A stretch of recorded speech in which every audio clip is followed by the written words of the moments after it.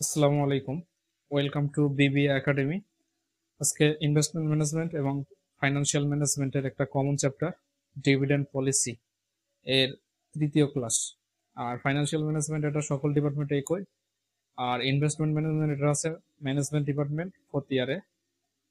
তো আজকে যে অঙ্কটা করাবো এটা এসেছিল ম্যানেজমেন্ট ডিপার্টমেন্ট ফোর্থ ইয়ার 2020-এ। এটা সি পার্টের একটা অঙ্ক, 16 নম্বর অঙ্ক এসেছিল। প্রশ্নে বলছে following from the following information of Dina company earning per share টাকা 10। তো তথ্যগুলো আমরা লিখে নিই আগে। Here earning per share EPS টাকা 10, earning per share. Capitalization rate গত ক্লাসে শিখেছি, কস্ট অফ ক্যাপিটাল বা ক্যাপিটালাইজেশন রেট হচ্ছে মূলধনের ব্যয় 10%। এটা ক্যাপিটালাইজেশন রেট হলো কে দিয়ে প্রকাশ করা হয় বা কেই 10%। এরপর বলছে রিটেনশন রেশিও 40%।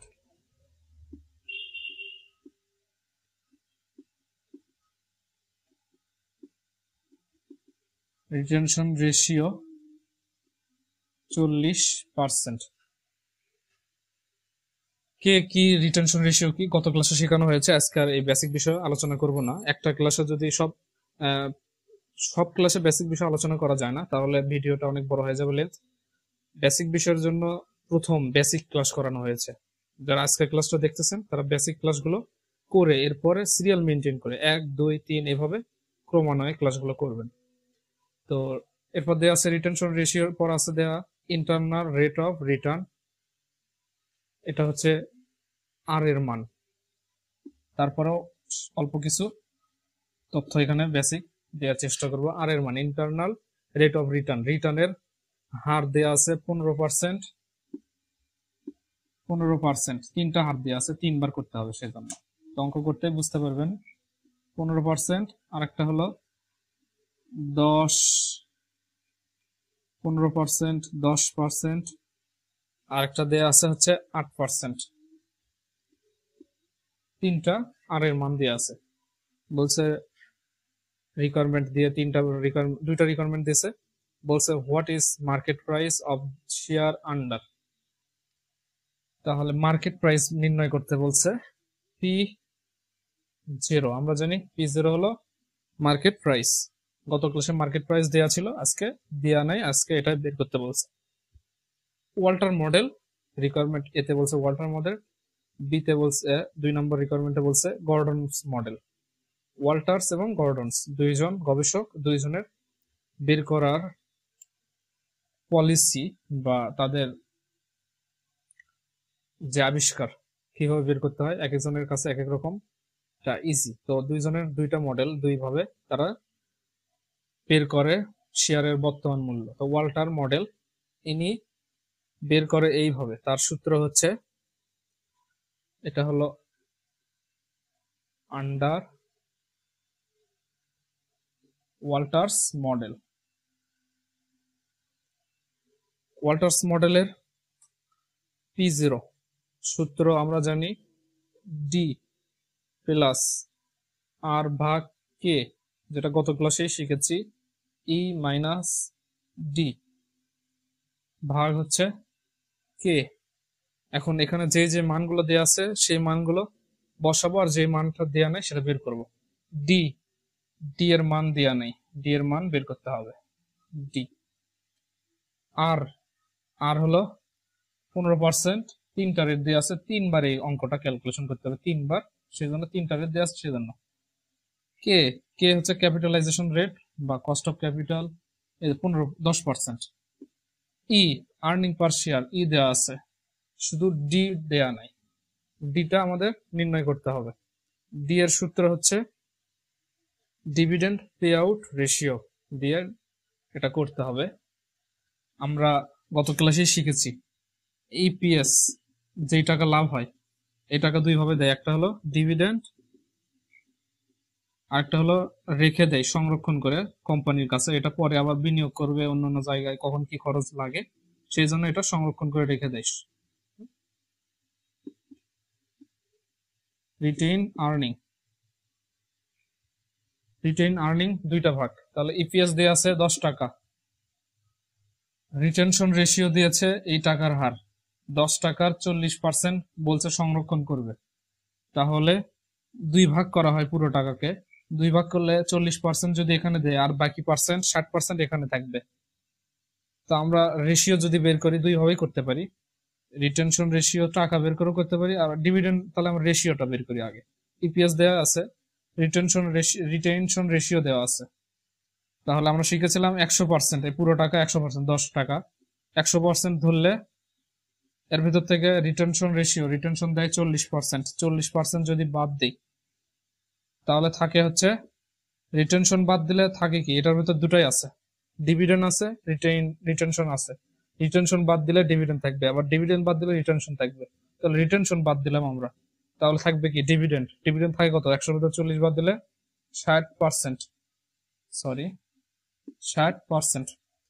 এখন আমরা এটা 60% দিয়ে ডিভিডেন্ড বের করব, এটা হলো dividend pay out ratio, dividend নির্ণয় করার সূত্র রেশিও। রিটেইন আর্নিং এর রেশিও হচ্ছে রিটেনশন রেশিও। তো 10 টাকার 60% আমরা 10 টাকার 60% করব, 10 টাকার 60% হলো 6 টাকা, টাকাটা আগে লিখতে হয়, তো এখানে আমি ডিভিডেন্ড বের করা হলো 6 টাকা, ডি, ডি তে ডিভিডেন্ড বা ডিপিএস লেখা যায়, টাকা 6। এখন আসি মেইন অঙ্কে, আর কিছু বের করতে হবে না, এখন শুধু অঙ্ক করতে হবে মানগুলো বসে দিয়ে। যদি এখন 15% ধরি আমরা, আর এর মান আর সমান 15% ধরলাম, 15% ধরে এই অঙ্কটা করব, যেখানে যা আছে মানগুলো বসাবো, ডি, ডি আছে 6 যোগ আর, আর আছে হচ্ছে 15% ধরছি প্রথমে, তারপর 10% ধরে করব, তো আগে 15% ধরলাম, 15% করলে 0.15, কে কে 10%, পার্সেন্ট ভাঙলে 0.10, ই আর্নিং পার শেয়ার 10 টাকা, ডি ডিভিডেন্ড পার শেয়ার, ডিভিডেন্ড দেয় হলো 6 টাকা, ভাগ হলো আবার কে 0.10, এটা ক্যালকুলেশন, 6 যোগ 0.15 কে 0.10 এটা দ্বারা ভাগ করতে হবে, আমরা একবারে ক্যালকুলেশন করতে পারি, 6 এইটুকু ক্যালকুলেশন করলে আসে 6, নিচে হচ্ছে 0.10, 6 6 12, 12 কে 0.10 দিয়ে ভাগ করলে টাকা আসে, শেয়ারের মূল্য 120 টাকা, এটা হচ্ছে 15% ধরে করলাম। এরপর 15% ধরলে রিকোয়ারমেন্ট 1, 15% সমান আসে 120 টাকা, টাকা লিখব। এরপর 10% ধরলে কত আসে, 8% ধরলে কত আসে, এই একই নিয়মে পার্সেন্টটা শুধু লিখে দেবেন, এটা কিসের মান, আর এর মান, সবকিছু ঠিক থাকবে, আর এর মান চেঞ্জ হবে, আর এর মান 15 ধরে করছি 0.15, 10 ধরে করব 0.10, তাহলে এটা 10 ধরে করব 10.10, আর এর মান যেখানে আছে সেখানে শুধু চেঞ্জ হবে, তাহলে 0.10 দিয়ে এটা করলে 6 যোগ 0.10 কে 0.10 দিয়ে ভাগ করলে 0, আর এদিকে 10 ভেতর থেকে যদি 6 বাদ দেওয়া হয় থাকে 4, এটা যোগ করলে আর নিচে 0.10, 10 ভাগ 0.10, 0.10 দিয়ে 10 কে ভাগ করলে টাকা আসে হচ্ছে 100, 10%-এ টাকা হলো 100, এই আর হচ্ছে রিটার্ন, যদি রিটার্ন দেয়, রিটার্ন বেশি দিলে শেয়ারের দামও বেশি, 15% রিটার্ন মানে আয় দিবে, 120 টাকার 15% আয় দিবে আপনার, তাহলে 15% আয় দিলে শেয়ারের দাম 120 টাকা, যদি 10% আয় দেয় শেয়ারের দাম 100 টাকা, 8% আয় দিলে কত আসে, এটা এই সূত্রের মাধ্যমে করে নেবেন আপনারা। 8% আয় দিলে এটা আসে হচ্ছে 92 টাকা, 92 টাকা।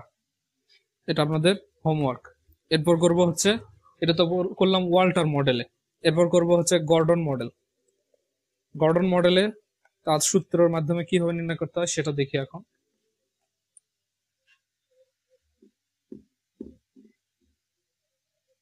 আন্ডার গর্ডনের সূত্র দেখ, GOR, গর্ডনস মডেল। প্রথমে করব একই সূত্রটা, শুধু চেঞ্জ, আবার 15% করবো, 10% করবো, আবার 8% করবো। রিকোয়ারমেন্ট 2, এটা হচ্ছে গর্ডন মডেলের। 15% দেখবো কত আসে টাকা, শেয়ারের দাম 10% দিয়ে কত আসে এবং 8% দিয়ে কত টাকা আসে। গর্ডন মডেলের সূত্র এই রকম, যেটা আমরা স্টক ভ্যালুয়েশনে শিখেছি, যে শেয়ারের মূল্য বের করতে P0 সমান D K মাইনাস হলো G। ডিতে ডিভিডেন্ড বের করা হয়েছে, কে কস্ট অফ ক্যাপিটাল, কে এর মান দেওয়া আছে, জি এর মান এখানে দেয়া নাই, তো জি এর মান নির্ণয় করতে হবে। আমরা জানি গ্রোথ রেট জি এর মানের সূত্র, জি এর মান একবার নির্ণয় করলে এই অঙ্ক পুরোটা শেষ। দুইটা রিকোয়ারমেন্টে দুইটা ক্যালকুলেশন শুধু বাড়তি, ডি এর মান ওটাতে আর এটাতে জি এর মান। তো গ্রোথ, জিতে গ্রোথ রেট বৃদ্ধি, প্রত্যেক বছরে বছরে শেয়ারের দাম কিরকম বৃদ্ধি পাবে, শেয়ারের লাভের পরিমাণ। তো জি এর মান বের করার সূত্র হচ্ছে, এটা ক্যাপিটাল জি লেখা হয়, জিতে গ্রোথ রেট। গ্রোথ রেট নির্ণয়ের সূত্র বি গুণন হলো আর, এটা বড় ক্যাপিটাল বিও লেখা যায়। বি হচ্ছে রিটেনশন রেশিও, রিটেনশন রেশিওকে আমরা, এটা মনে রাখতে হবে, বি দ্বারা প্রকাশ করা হয় অঙ্কে, সবসময় বি লেখা থাকবে। রিটেনশন রেশিও অনেক সময় লেখা নাও থাকতে পারে, বি লেখা থাকতে পারে। তাহলে রিটেনশন রেশিও 40% গুণন আর rate of return, rate of return প্রত্যেকটাতে আমাদের এটা বের করতে হবে। যদি 15% ধরি তাহলে রেট অফ রিটার্ন 15%, এটা যদি গুণ করি, আর এটা আমরা পার্সেন্টে করব না, কারণ অঙ্কে তো আমরা পার্সেন্ট ভাঙতেই হয়, তাহলে এখানে পার্সেন্ট ভেঙে করব। 0.15, 0.40, 0.40 আর 0.15 গুণ করলে আসে 0.06, এটা হচ্ছে জি এর মান। এখন শুধু মানগুলো বসাতে হবে। ডি, ডি হচ্ছে ডিভিডেন্ড 6 টাকা, কে, কে হলো 10%, 0.10, তারপর হলো জি, জি হচ্ছে 0.06, এখানে 0 দিলেও সমস্যা নেই, না দিলেও সমস্যা নেই। তো এটা ক্যালকুলেশন 6, 10-এর ভেতর থেকে 6 বাদ দিলে 0.04 থাকে, 6 কে যদি 0.4 দিয়ে ভাগ করি টাকা আসে হচ্ছে 150। গর্ডন মডেলে, ওয়াল্টার মডেলে আসছে 120 টাকা, আর এর নিয়মে শেয়ারের মূল্য আসছে হলো 150 টাকা প্রথমটা, 15% ধরে। এখন পার্সেন্ট আমরা চেঞ্জ করব, 15% ধরলাম এটা, এবার যদি 10% ধরি, 10%, সব ঠিক থাকবে। এখানে আর এর মান এক জায়গায় আছে, আর এর মান 10%, এবার এখানে 10 দিব, 0.10, 40 আর 0.10, 0.40 গুণন 0.10 গুণ করলে আসে 0.04, এই 0.04 জি এর মান, গ্রোথ, তাহলে জি এর মান 0.04 দিব এখানে শুধু। তাহলে 10-এর ভেতর থেকে 4 বাদ দিলে 0.06, 0.10 ভেতর থেকে 0.04 বাদ দিলে 0.06, 6 কে 0.06 দিয়ে ভাগ করলে টাকা আসে 100। এবার ঠিক আছে, 10%-এ এর মডেল দ্বারা 100 টাকা আসছে শেয়ারের বর্তমান মূল্য, শেয়ারের দাম, এটারও শেয়ারের মার্কেট প্রাইস বা দাম 100 টাকা আছে 10% ধরে। এরপর ধরতে হবে আবার 8%, 8% যদি ধরি, এখানে লিখতে হবে আর এর মান, আর এর মান 8% ধরে করব, 0.08% করলে 0.08 আসে, 0.08 আর 40 গুণ করলে আসবে হচ্ছে 0.032, 032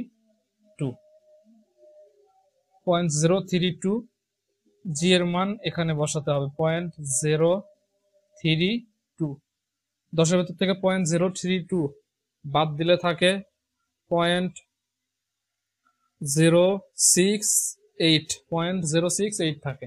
6কে 0.068 দিয়ে ভাগ করলে আসে 88.24। তাহলে 8% হবে, 8% টাকা হচ্ছে 88.24 এই হলো অঙ্ক। এটা নম্বর হলো 10, যা 10 মিনিটেই লেখা সম্ভব। সি পার্টের অঙ্ক একদম ইজি এই চ্যাপ্টারের অঙ্কগুলো।